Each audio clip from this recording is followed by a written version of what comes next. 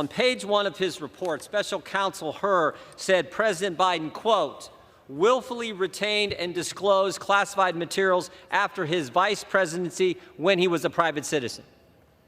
Joe Biden not only kept information he wasn't allowed to keep, he shared it with people who weren't allowed to get it.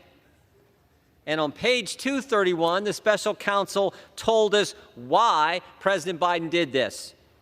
He said, quote, President Biden had strong motivations to ignore proper procedures for safeguarding the classified information in his notebooks. He had decided months before leaving office to write a book for which he got paid $8 million. So did they really pay him $8 million to write the book, or was it $8 million for access to those classified files that Biden had illegally kept in his garage next to his Corvette where his crackhead son was living? So now the DOJ is declining to prosecute Merrick Garland after the House holds him in contempt of Congress. This one brought to us from Breitbart. The Department of Justice revealed that it was declining to prosecute Attorney General Merritt Garland after the House of Representatives voted to hold Garland in contempt of Congress concerning his refusal to comply with the congressional subpoenas. More than one, right? Subpoenas.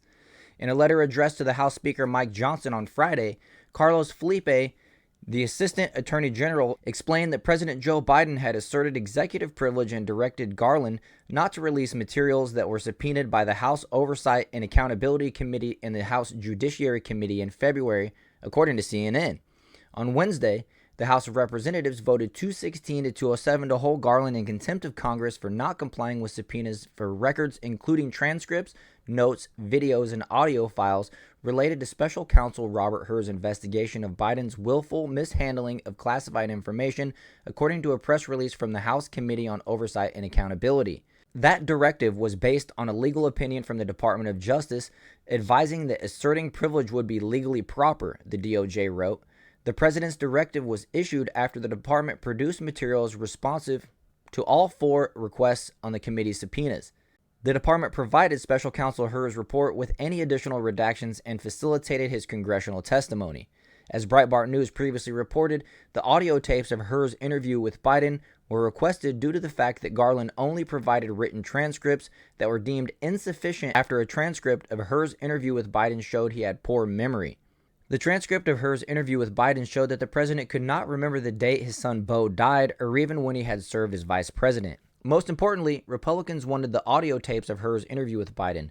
Garland had only provided written transcripts, which Republicans said were insufficient after Hur revealed that Biden experienced mental lapses and poor memory during his interview.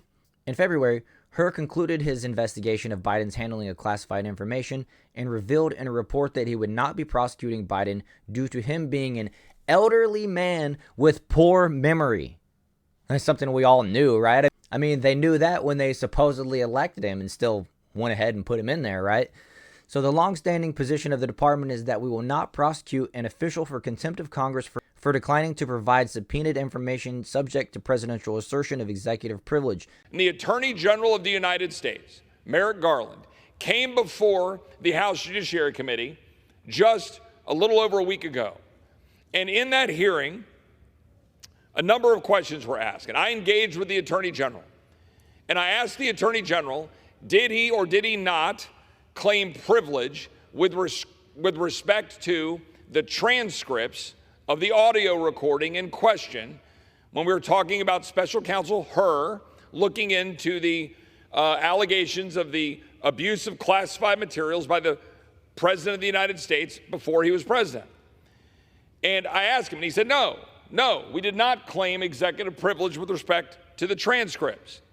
In a separate exchange involving the best evidence rule, the Attorney General was engaging with another colleague, a friend on the Judiciary Committee, about the best evidence rule, and in doing so, articulated and explained how the transcript was admissible under the best evidence rule, which is correct. But in doing so, he kind of gave up the game in which he described and said, they're the same.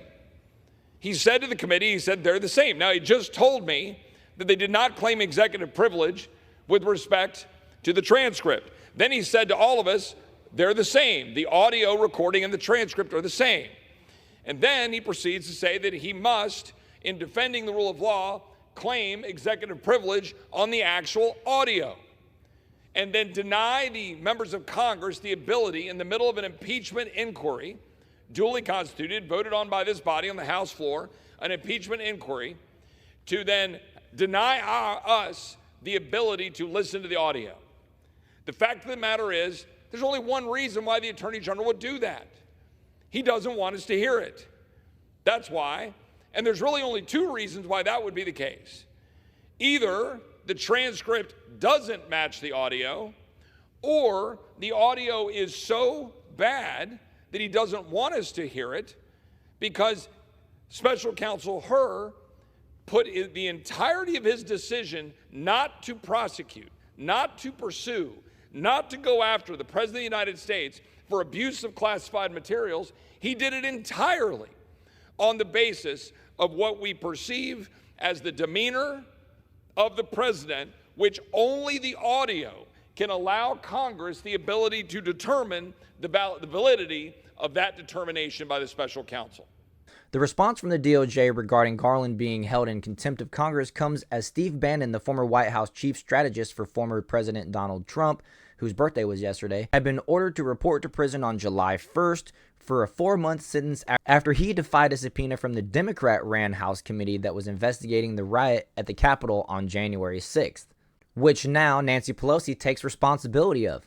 Let's check out this clip here from Valuetainment to explain.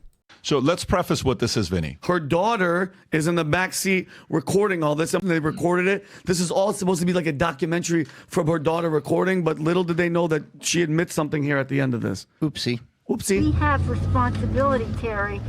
We did not have any accountability for what was going on there, and we should have. This is ridiculous. You're going to ask me in the middle of the thing when they've already breached the inaugural stuff that should we call the Capitol Police? I mean the National Guard? Why weren't the National Guard there to begin with? They thought that they had sufficient resources. That is not a question of how they had. They don't know. They clearly didn't know, and I take responsibility for not having them just prepare for more. For more. What? Oops. Which then, later that same day, she went on TV and said this. The fact is that the President of the United States, the former president, and his toadies do not want to face the facts. They're trying to do revisionist history on January 6th. But we cannot let us be dragged into their, again, false impression of what happened that day. They know what happened that day. Holy crap, she's got double eyebrows. Bannon was convicted by a jury in 2022 and given a 4-month prison sentence. This was later placed on hold while Bannon appealed the decision in May. An appeals court upheld the conviction. The department has determined that the response by Attorney General Garland to the subpoenas issued by the committees did not constitute a crime, and accordingly, the department will not bring the congressional contempt citation before a grand jury or take any other action to prosecute Attorney General, the DOJ letter adds. So we basically have no cooperation between any of the governing bodies that are supposed to provide checks and balances to the president and to each other in order to prevent, a dictator type situation becoming too powerful. And to me, the only solution to this is to elect Donald Trump and vote Republican down ticket in November this year, because I don't believe the United States can sustain 4 more years of Biden, 4 more years of this banana republic kangaroo courts, and that's if Biden can even last that long, right? Please, I encourage you, if you're on the fence, look back at the last 4 years of how your life has been, and think back to the previous 4 years of how life was during Trump. Omit the COVID era, because that is an outlier, and then vote for your fellow American. A vote for Biden is a vote to send the young men of our country to World War III. A vote for Trump is a vote to restore peace in the Middle East, which he was on his way towards with the Abraham Accords. It's a vote for securing our borders, and it's a vote for possibly replacing our income tax with tariffs, which means you get to keep your entire paycheck, which is something that Americans desperately need right now. So if you agree with that, you're certainly in the right place. So hit that like and subscribe button. I appreciate you being here, and I'll see you guys in the next one.